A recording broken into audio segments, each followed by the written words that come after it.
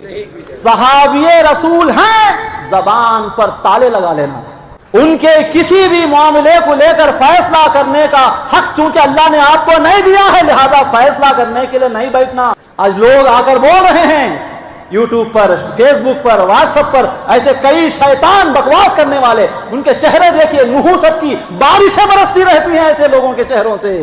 وہ لوگ آ کر معاذ اللہ رب العالمین صحابہ اکرام کو برا بھلا کہتے ہیں کہ صحابی ہونے کا انکار ہی کر دیتے ہیں۔ کوئی فرعون کہتا ہے معاذ اللہ، کوئی جو ہے معاذ اللہ رب العالمین انہیں دہشت گردوں کا آقا کہتا ہے۔